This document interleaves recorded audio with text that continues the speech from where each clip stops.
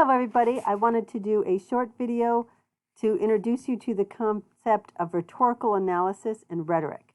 Rhetoric is going to be the basis of our composition class, so I want to make sure that you have a good understanding of what it means.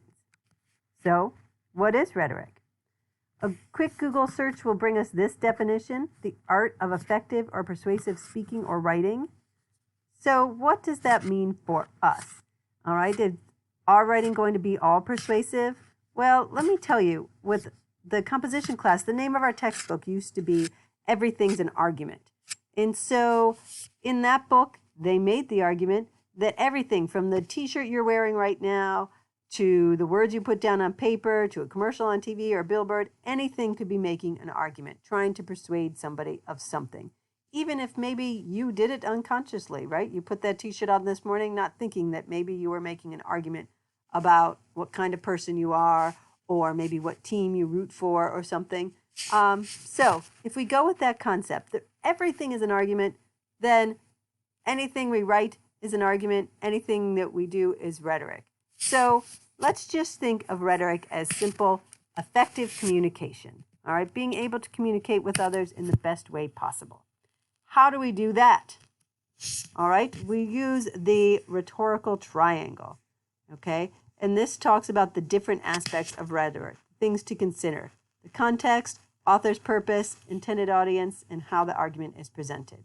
We're going to look at each of those things a little more in depth here on this slide where we zoom in on that rhetorical triangle. So, if I could draw a big circle around this triangle, oh, I pressed the button, now it went away from the triangle. But if I could draw a big circle around this triangle, that circle would be the context.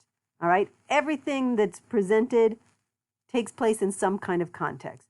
For example, if your throat feels a little bit sore right now, then you might be concerned that you might have coronavirus, right? That's because of the context of our times. Coronavirus is so prevalent now. We've all had those moments where we thought we had it. But if we were back in 2019, just a year ago, we would never have heard of coronavirus. It would have never crossed our minds that our sore throat could be something like coronavirus. Okay, so the context is kind of the whole environment in which a message is delivered. Okay, so it could be the time, the social context, the political context, everything that's going on, which will maybe influence what goes into that message and maybe influence what the audience takes out of that message. All right, so the message can be anything, right? So the message can be how we deliver what we want to say. We can do it in writing, we can make a video, we can make a billboard, we could put it on a t-shirt. So whatever kind of text we want to deliver. All right, the speaker is who is the person who is the author of the text. And so it's important to know that speaker because often that will help us know if it's a credible source or not. Is the speaker somebody we believe? Is it somebody who might have a bias? Is it a person we would trust to deliver this message, whatever that message is? All right, and then of course the speaker is communicating their message to some particular audience. Who is that they want to get the message to? Okay, often college students will say, you know, I read that, I watched that video. So the audience must be college students. We like to assume that anything that we consume is maybe targeted for us. Often that's not the case, right? So for example, if something is in the New York Times, that's probably not geared towards a college audience. We know a lot of college students don't necessarily read a daily newspaper. So even though you can read and enjoy a New York Times article, you may not be the primary audience for that article.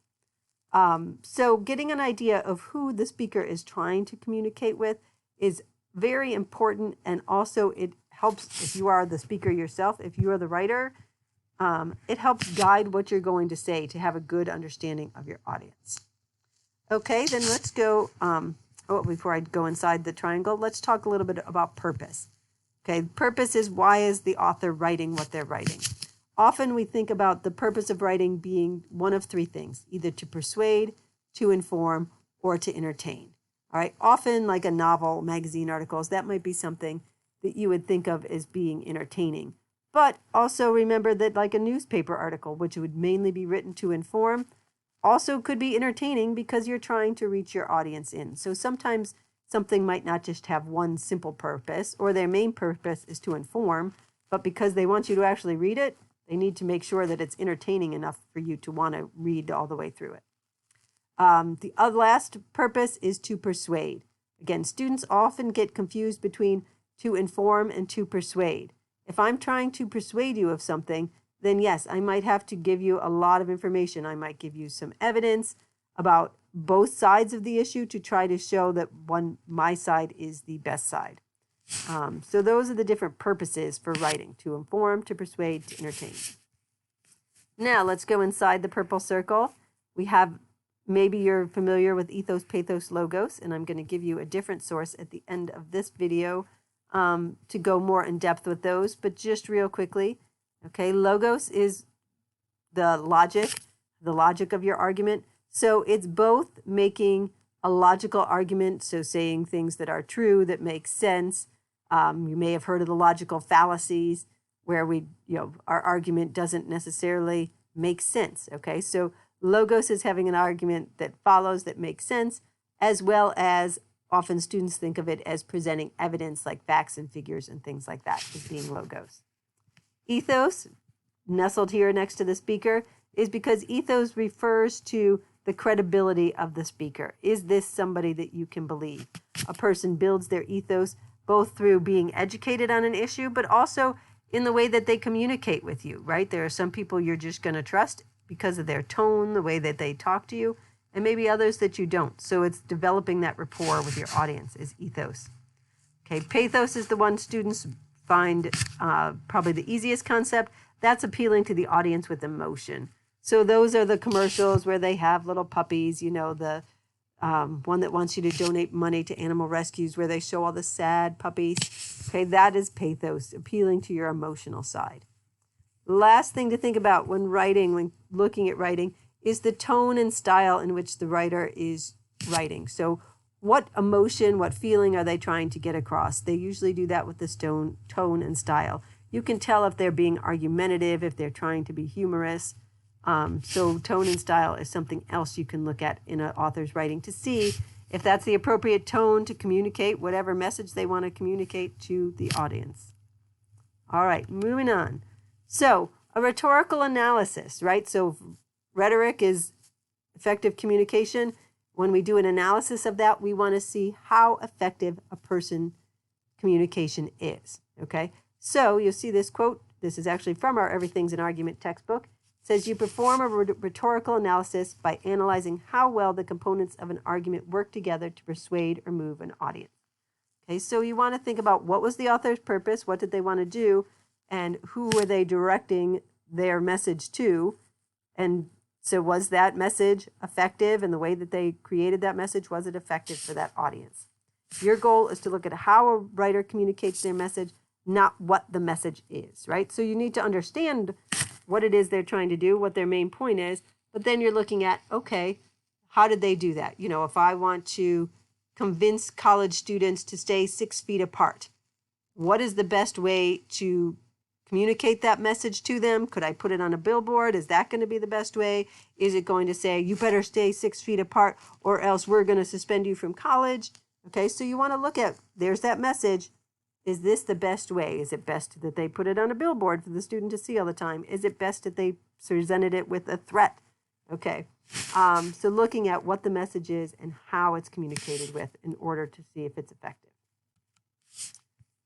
You're making visible the ways the writer attempts to persuade his or her audience, right? So you're looking at, did they use the rhetorical appeals? Did they use logos, pathos, ethos, and were those good things to do in order to communicate their message?